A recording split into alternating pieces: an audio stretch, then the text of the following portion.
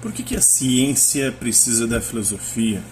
É um artigo aqui do Douglas Rodrigues Aguiar de Oliveira, do portal Universo, do site, do blog Universo Racionalista. Um conhecimento do contexto histórico e filosófico oferece esse tipo de independência dos preconceitos de sua geração, dos quais a maioria dos cientistas está sofrendo. Essa independência criada pela visão filosófica é, na minha opinião, a marca da distinção entre um mero artesão ou especialista e um verdadeiro buscador da verdade, segundo Albert Einstein na carta a Robert Thornton, em 1944. Apesar dos estreitos vínculos históricos entre a ciência e a filosofia, os cientistas atuais muitas vezes percebem a filosofia como um campo completamente diferente e até antagônico à ciência. Argumentamos aqui que, ao contrário dessa crença, a filosofia pode ter um impacto importante e produtivo na ciência. Ilustramos nosso argumento com 3 exemplos extraídos de vários campos das ciências contemporâneas da vida. Cada um desses exemplos tem pesquisas científicas de ponta e reconhecimento explícito pela prática de pesquisadores como uma contribuição útil à ciência.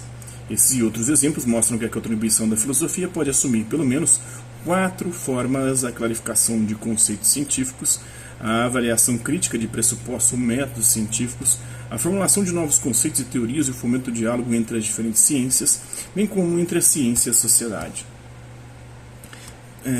Em primeiro lugar, a filosofia oferece clarificação conceitual. As clarificações conceituais não apenas melhoram a precisão e a utilidade dos termos científicos, mas também levam a novas investigações experimentais, porque a escolha de uma dada estrutura conceitual restringe fortemente como os experimentos são concebidos. A definição de células-tronco é um excelente exemplo. A filosofia tem uma longa tradição em investigar propriedades, e as ferramentas em uso nessa tradição foram recentemente aplicadas para descrever o Steiness, a propriedade que define as células-tronco. Um de nós mostrou que existem 4 tipos diferentes de propriedades sobre o disfarce de Steiness no conhecimento científico atual. Dependendo do tipo de tecido, o Steiness pode ser uma propriedade categórica, uma propriedade intrínseca da célula-tronco, independentemente do seu ambiente. Uma propriedade disposicional, uma propriedade intrínseca da célula-tronco que é controlada pelo microambiente, e uma propriedade racional, uma propriedade extrínseca que pode ser conferida às células-tronco pelo microambiente, ou uma propriedade sistêmica, uma propriedade que é mantida e controlada no nível de toda a população de células. Hans Clevers, pesquisador de células-tronco e biologia do câncer, observa que essa análise filosófica destaca importantes problemas semânticos e conceituais em oncologia e biologia de células-tronco. Ele também sugere que essa análise é prontamente aplicável à experimentação. De fato, além da clarificação conceitual, esse trabalho filosófico tem aplicações no mundo real, conforme ilustrado pelo caso de células-tronco cancerígenas em oncologia. Pesquisas voltadas ao desenvolvimento de medicamentos direcionados às células-troncos cancerígenas ou ao seu microambiente, na verdade, dependem de diferentes tipos de Steiness e, portanto, tem probabilidade de ter diferentes taxas de sucesso dependendo do tipo de câncer. Além disso, eles podem não abranger todos os tipos de câncer porque as estratégias terapêuticas atuais não levam em consideração a definição sistêmica de Steiness. A determinação do tipo de Steiness encontrado em cada tecido e câncer é, portanto, útil para direcionar o desenvolvimento e a escolha de terapias anticâncer. Na prática, essa estrutura levou à investigação de terapias contra o câncer que combinam o direcionamento das propriedades intrínsecas das células-troncos cancerígenas, seu microambiente e os pontos de checagem imunológica para cobrir todos os tipos possíveis de Steiness. Além disso, esse quadro filosófico foi recentemente aplicado a outro campo, o estudo dos organoides. Em uma revisão sistêmica de dados experimentais sobre organoides de várias fontes, o Picolet-Dahan et al. Caracterizaram a capacidade de formar organoides como uma propriedade disposicional. Eles poderiam argumentar que, para aumentar a eficiência e a reprodutibilidade da produção de organoides, um grande desafio atual no campo, os pesquisadores precisam entender melhor a parte intrínseca da propriedade disposicional que é influenciada pelo microambiente. Para discriminar as características intrínsecas das células que possuem essa disposição, esse grupo está agora desenvolvendo métodos genômicos funcionais de alto rendimento, permitindo uma investigação do papel de praticamente todos os genes humanos na formação de organoides. A imogenicidade e microbioma. Complementarmente ao seu papel na clarificação conceitual, a filosofia pode contribuir para a crítica de pressupostos científicos, pode até ser proativa na formulação de teorias novas, testáveis e preditivas que ajudem a estabelecer novos caminhos para a pesquisa empírica. Por exemplo, uma filosofia ou uma crítica filosófica da estrutura do sistema imune self-non-self levou a 2 contribuições científicas significativas. Primeiro foi a base da formulação de um novo arcabouço teórico, a teoria da descontinuidade da imunidade, que complementa os modelos anteriores de self-non-self e de perigo, propondo que o sistema imunológico responde a modificações repentinas de motivos antigênicos. Essa teoria lança luz sobre muitos importantes fenômenos imunológicos, incluindo doenças autoimunes, respostas imunes a tumores e tolerância imunológica a ligantes cronicamente expressos. A teoria da descontinuidade tem sido aplicada a uma infinidade de perguntas, ajudando a explorar os efeitos dos agentes quimioterapêuticos na imunomodulação do câncer, explicando como as células assassinas naturais modificam constantemente seu fenótipo e funções através de suas interações com os seus ligantes, de uma maneira que garanta a tolerância aos constituintes, os self, corporais. A teoria também ajuda a explicar as consequências de vacinações repetidas em indivíduos imunocomprometidos e sugere modelos matemáticos dinâmicos de ativação imune. Coletivamente, essas várias avaliações empíricas ilustram como propostas filosoficamente inspiradas podem levar a novos experimentos, abrindo novos caminhos para a pesquisa.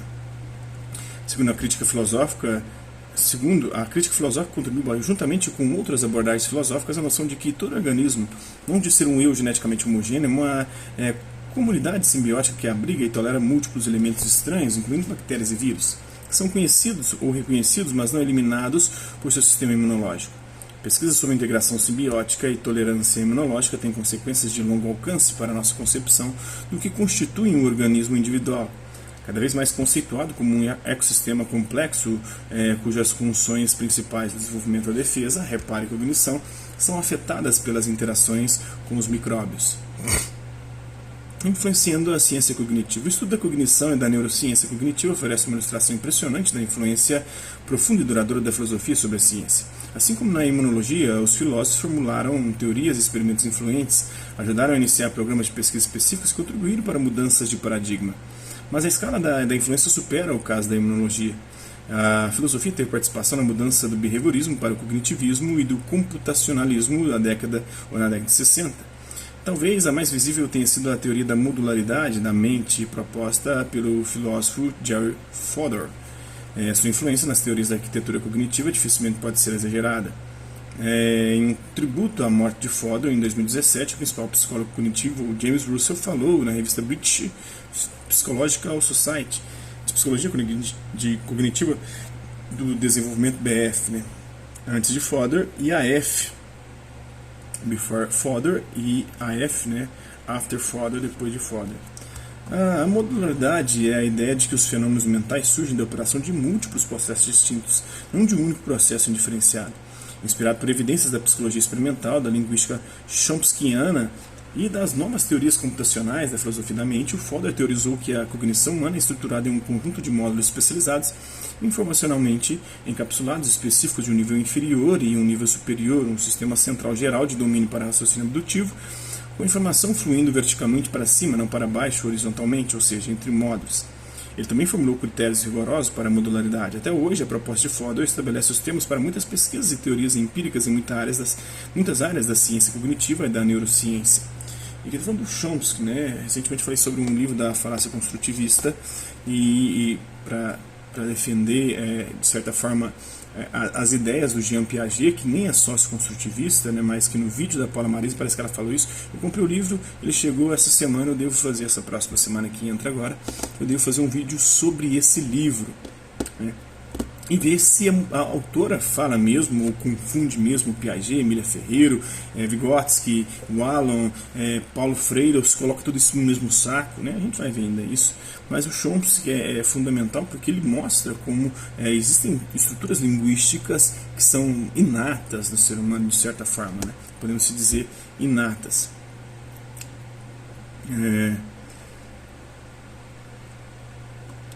Então ele também formulou critérios para modular. Até hoje a proposta de Fodor estabelece os termos para muitas pesquisas e teorias empíricas em muitas áreas da ciência cognitiva e da ciência, incluindo desenvolvimento cognitivo, psicologia evolutiva, inteligência artificial e antropologia cognitiva.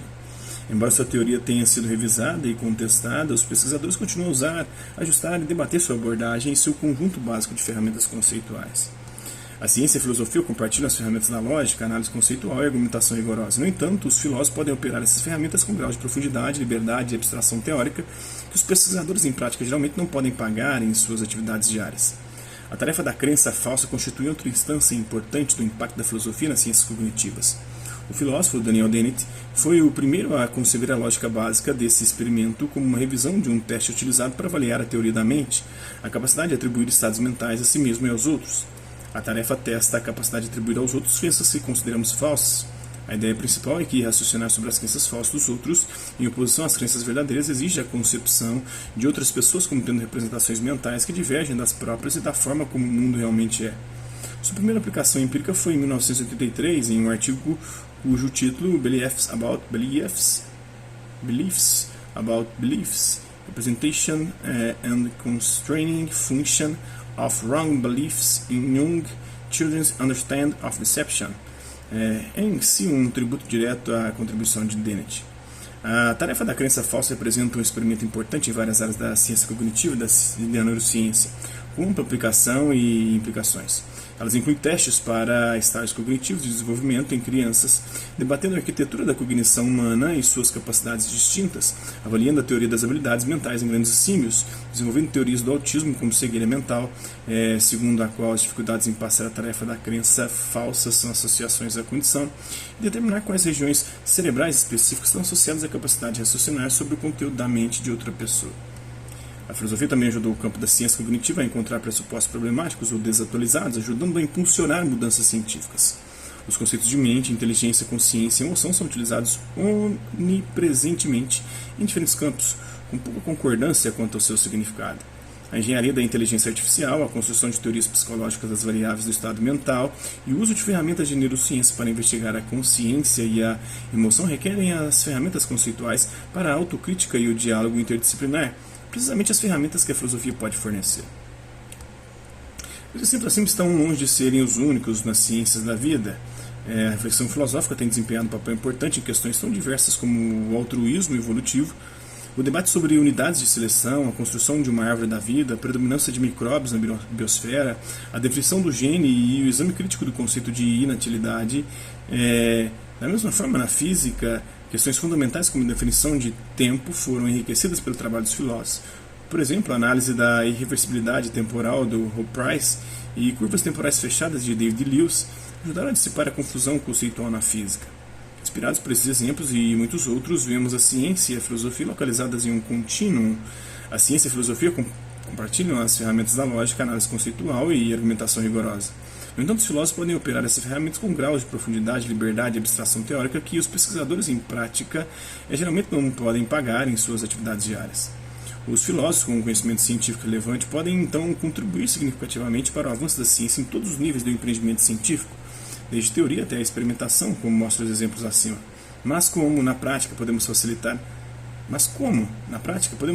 a cooperação entre pesquisadores e filósofos? À primeira vista, a solução pode parecer óbvia.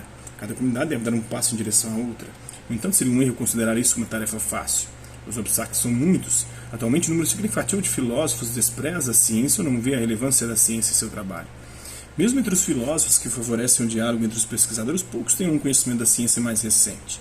Por outro lado, poucos pesquisadores percebem os benefícios que as ideias filosóficas podem trazer. No atual contexto científico, dominado pelo aumento da especialização e pelas crescentes demandas por financiamento e produção, apenas um número muito limitado de pesquisadores tem tempo e oportunidade para conhecer o trabalho produzido pelos filósofos sobre a ciência e muito menos dela. Para superar essas dificuldades, acreditamos que uma série de recomendações simples que podem ser prontamente implementadas pode ajudar a preencher a lacuna entre a ciência e a filosofia. A reconexão entre a ciência e a filosofia é altamente desejável e mais realizável na prática do que o sugerido pelas décadas de distanciamento entre eles. Primeiro, dá mais espaço para a filosofia em conferências científicas. Isso é um mecanismo muito simples para os pesquisadores avaliarem a utilidade potencial dos insights dos filósofos para suas próprias pesquisas. Reciprocamente, mais pesquisadores poderiam participar de conferências de filosofia, expandindo os esforços de organizações como a International Society for the History, Philosophy and Social Studies of Biology, a Philosophy of Science Association e a Society for Philosophy of Science in Practice. Segundo, acolher os filósofos em laboratórios e departamentos científicos, essa é uma maneira poderosa, já explorada por alguns dos autores e muitos outros, para que os outros filósofos aprendam ciência e forneçam análises mais apropriadas e bem fundamentadas, e os pesquisadores se beneficiem de contribuições filosóficas e se acostumem com a filosofia em geral. Essa pode ser a maneira mais eficiente de ajudar a filosofia a ter um impacto rápido e concreto na ciência. Terceiro, coorientar estudantes de doutorado. A coorientação de estudantes de doutorado por um pesquisador e um filósofo é uma excelente oportunidade para possibilitar a alimentação cruzada dos dois campos. Facilita a produção de dissertações que são experimentalmente ricas e conceitualmente rigorosas e, no processo, forma a próxima geração de cientistas filósofos. Quarto, criar currículos equilibrados em ciência e filosofia que promovam um diálogo genuíno entre eles. Alguns desses currículos já existem em alguns países, mas expandindo deve ser uma alta prioridade. Eles podem fornecer aos alunos de ciência uma perspectiva que os capacite melhor para os desafios conceituais da ciência moderna e aos filósofos uma base sólida para o conhecimento científico que maximizará seu impacto na ciência. O currículo de ciência pode incluir uma aula na história da ciência e na filosofia da ciência. O currículo de filosofia pode incluir um módulo de ciência. Ler ciência e filosofia. A leitura da ciência é indispensável para a prática da filosofia da ciência. Mas a leitura da filosofia também pode constituir uma grande fonte de inspiração para os pesquisadores, conforme ilustrado por alguns dos exemplos acima. Por exemplo, clubes de periódicos em que as contribuições da ciência e da filosofia são discutidas constituem uma maneira eficiente de integrar filosofia e ciência. O exemplo disso é o próprio Einstein, que ele começa citando no início do coisa aqui e parece que ele não usou até agora. O Einstein é muito Kant e inspira muito a teoria da relatividade no idealismo transcendental kantiano. Então é algo para se ver aí, para se pensar. É algo interessante essa relação, né? Os filósofos e a leitura dos filósofos pode inspirar pesquisas científicas e a leitura da ciência de ponta, a ciência mais desenvolvida do momento atual, pode também fazer com que várias teorias filosóficas sejam revistas, ou sejam complementadas, ou sejam corroboradas. Abrir novas sessões dedicadas a questões filosóficas e conceituais em periódicos científicos. Essa estratégia seria uma maneira apropriada e convincente de sugerir que o trabalho filosófico e conceitual é contínuo com o trabalho experimental na medida em que é inspirado por ele e pode inspirá-lo em troca. Também tornaria as reflexões filosóficas sobre um domínio científico específico muito mais visíveis para a comunidade científica relevante do que quando são publicadas em periódicos de filosofia, que geralmente são lidos pelos cientistas. Esperamos que as etapas práticas expostas acima incentivem o renascimento na integração da ciência e da filosofia. Além disso, argumentamos que manter uma forte aliança com a filosofia aumentará a vitalidade da ciência. A ciência moderna sem filosofia estará indo de encontro a um muro. O dilúvio de dados em cada campo tornará a interpretação cada vez mais difícil. A negligência da amplitude da história comprimirá e separará as subdisciplinas científicas, e a ênfase em métodos e resultados empíricos conduzirá a um treinamento mais raso e superficial aos alunos. Como Carl Reis escreveu, uma sociedade que permite que a biologia se torne uma disciplina de engenharia, que permite a ciência assumir o papel de mudar o mundo vivo sem tentar entendê-lo, é um perigo para si mesmo. Precisamos de um revigoramento da ciência em todos os níveis, uma que nos retorna os benefícios de laços estreitos com a filosofia. Depois aqui tem as referências do texto. Então é isso aí, espero que vocês tenham gostado do vídeo. Quem curtiu, dá um like, quem não curtiu, dá um dislike. Hasta la vista, babies, até a próxima.